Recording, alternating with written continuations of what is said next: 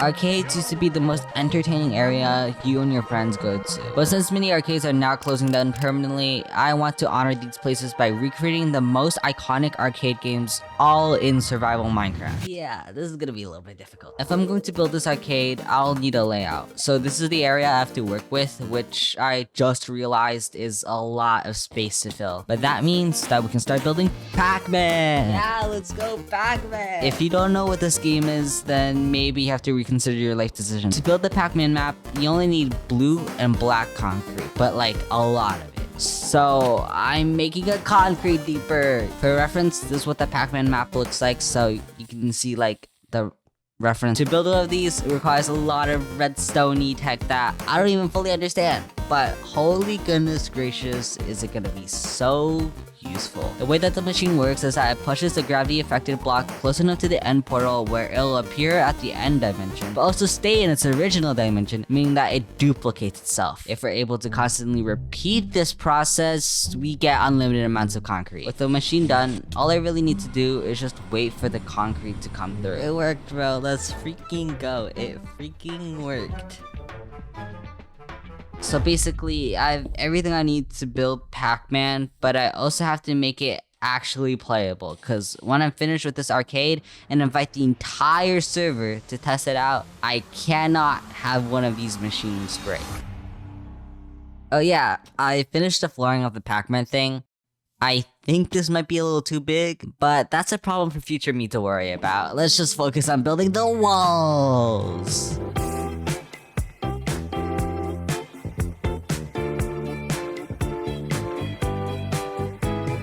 And now I think I should be done building the Pac-Man map. There are a couple mechanics I need to add in order to make this game playable. The first is the Pac-Man and ghosts. I was gonna use animals, leads, and flying machines, but quickly realized that this isn't gonna work. So after brainstorming for days and days and days on end, I finally thought of the best, the most innovative, the most creative. I'm probably gonna make people play Pac-Man as if they're the Pac-Man and ghosts. Yeah, not my brightest idea, but you know what? When you don't have much to work with, just always make the situation the best of...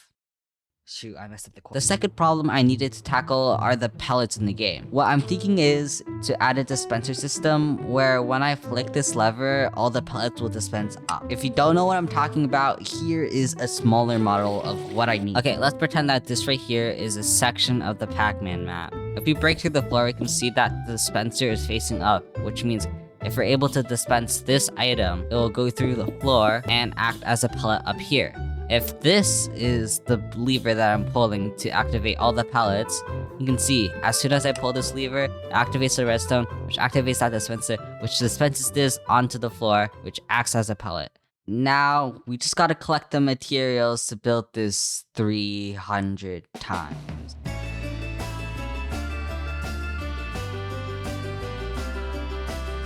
Oh yeah, I also built a cobblestone farm because we kind of needed a lot of dispensers. That's very cool. I worked really hard on it. After like an hour, I think I can make enough dispensers to start on this redstone part. Anyways, here's a cool time lapse of me building. Also, if you've been enjoying this video so far, please consider subscribing, especially if you want to see me stick around. Otherwise, well, we don't talk about otherwise. With this contraption done, all I need to do is flick the lever of doom. All it really does is it starts the game, so I don't know why I named it that. Okay, last thing we gotta do for Pac-Man is to make the contraption that allows the player to teleport from here to here, just like in the actual game. Not gonna lie, this took me 30 minutes to figure out, but eventually I found out about the Ender Pearl stasis chamber. Yeah, I know, very advanced technology. Since an Ender Pearl stasis chamber allows you to teleport from anywhere across the world, you could literally just throw a pearl in here, and then you throw a pearl in here, and if you want to go to this side, you go bang, and if you want to go to the other side, you go bang, and it's wraps. So now, with one out of the 3 games completed, we can finally start Donkey Kong.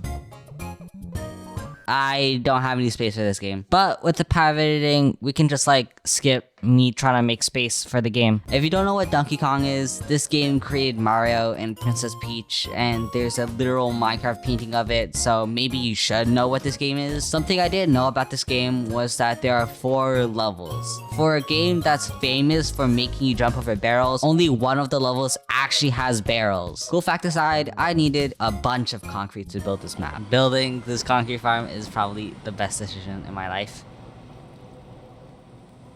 The second level contains honeycombs to build, so I need a honey farm. But instead of building my own, I'm just gonna use someone else's because they already have one. So this honey farm was manual, meaning that every 20 minutes, I need to come back from being AFK to collect honey, and then being AFK again, and then waiting freaking 20 minutes, and this only took me 3 hours. But without the materials I need, it's time. Here's my layout, my plan. If you're wondering, it's like a square formation. It would make more sense when I make it. So okay, so these walls will act like a background for Donkey Kong. And for the layout of the first level, I mainly use magenta concrete for the slanted floors, since that's what the game had as well. After building all the floors, I needed to add ladders. The second level involves the thing that took me 3 hours to get: honeycomb blocks. I am so glad that I did get the honeycomb blocks because this game actually turned out to look pretty good. I also used ladders here as well because even though it might not be a one-to-one recreation of the actual game, it's close enough. The layout of the third level was pretty simple. It also was mainly built with magenta concrete and ladders, but the layout had tiny small platforms that took like 3 seconds to build, so finishing it was a breeze. The last level mainly consists of blue concrete and ladders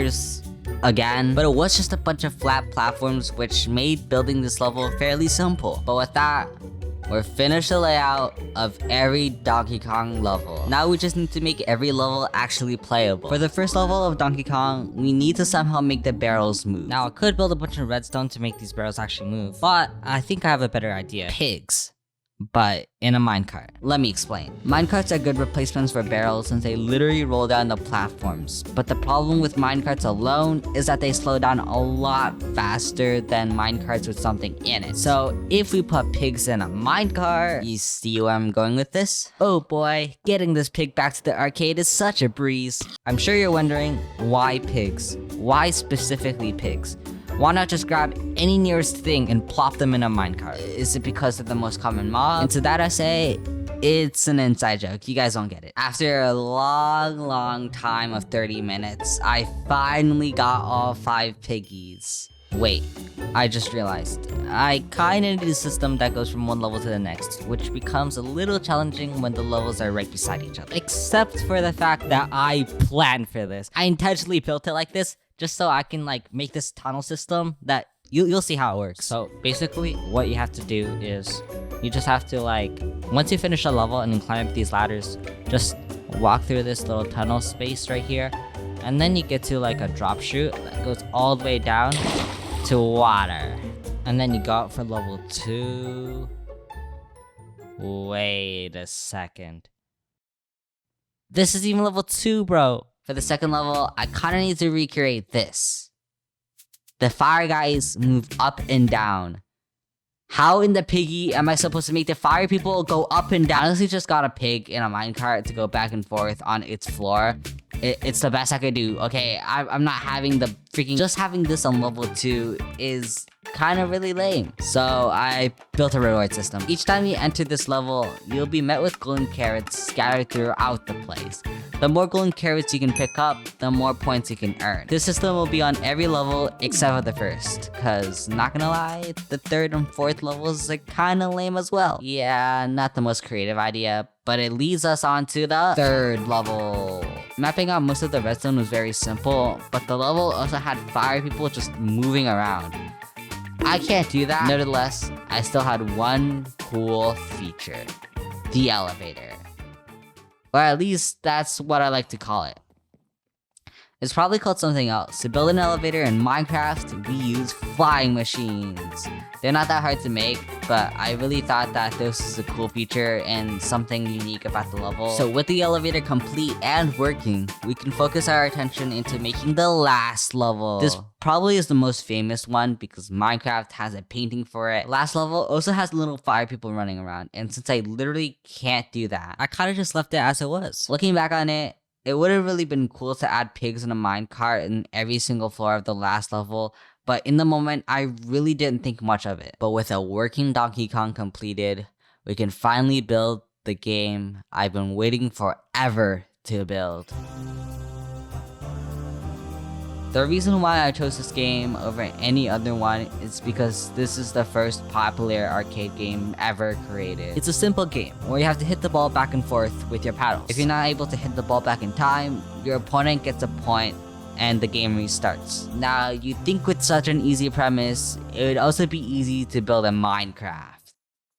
Me and my friend spent over 3 hours trying to figure out something. 3 freaking hours. You know how long 3 hours is? And even after the 3 hours, we couldn't figure anything out. So instead of designing something, why not look at someone who has already designed it? I found this video by Crafty Masterman of Pong and was thinking to build this machine, but it's way too big for my arcade. So I need to make this smaller. Colossal problem, I don't understand how this redstone works. My friend doesn't understand how this redstone works. No one understands how this redstone works. No one except the creator of the design himself, Crafty Masterman. This absolute goat taught me the ins and outs of how this machine works, just so I can make my own smaller design. I'll explain how any of this works later, but honestly, understanding the machine was so useful into actually building the smaller model, which is honestly really cool. Oh, and these explosions around the arcade, they were made from this infamous JJ guy because he thought it would be a great idea to destroy the entire freaking server. He didn't miss my arcade though, which I'm not too sure if it was on purpose or not, but I'm happy that it's still standing. As an apology for blowing up my land, he did give me a bunch of materials to build this pawn game, which was really nice of him. Oh, and by the way, thank you so much for all the materials.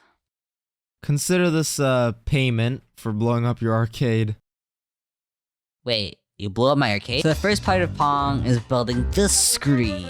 Like the name suggests, it's a literal screen.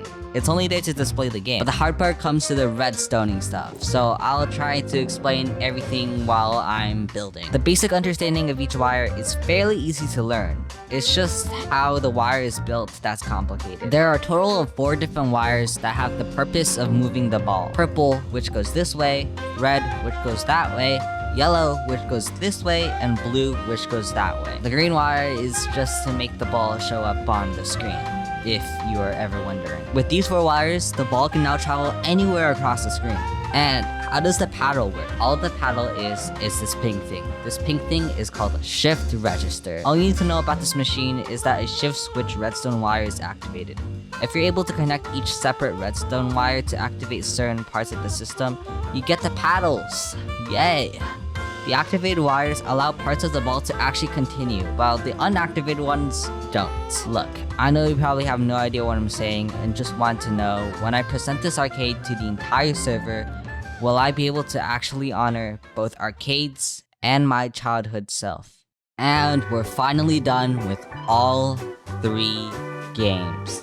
But just before I present the arcade to everyone, I decorate the inside and outside of the place so it feels more like an arcade. Also, I played a couple rounds of 2-player Pong by myself just to make sure that it worked, which it does, which is kind of crazy, dude, because I have no idea what I was doing. And with all that finished, it's finally time to gather the whole server together. So while we're waiting for everyone to show up, let me just, I guess, explain what this event is, right? So I've been working on a little something for the past 3 months, if you guys could or couldn't tell. And I want you guys to, I guess, test it and like be my audience with it, because it's nothing crazy, but it's like, I think it's pretty fun and I think you guys will like it. And I think it'll bring back some memories maybe, but you know, that depends on some stuff. So yeah, with that being said, if you guys could follow me. Follow him, guys. Bro, and He's actually gonna pull off the biggest trap in server history. Okay, so if you guys just enter from here, this is the arcade I've been waiting to open. The arcade was actually hella scuffed, but let's pretend it wasn't. Not gonna lie, we speedran through every game I built. Pong was by far the most popular. But in the end, it was up to the judges to determine if my arcade truly honors the past arcades that most of us loved. Low-key, that was like the worst thing I've ever seen in my life. Bro, what the shoot, Sam? In these final moments, I realized that it didn't really matter what they thought. All that mattered was knowing that my childhood self would have been proud of what I created. Hey guys, thank you for watching the entirety of the video. I really appreciate it, and I hope you guys subscribe because of it. I'm gonna be posting more stuff like this in the future, so yeah, thank you so much. Okay, look, yeah, I do have to ask, why are Lucas's tits out? What? I mean, look at his camera, bro.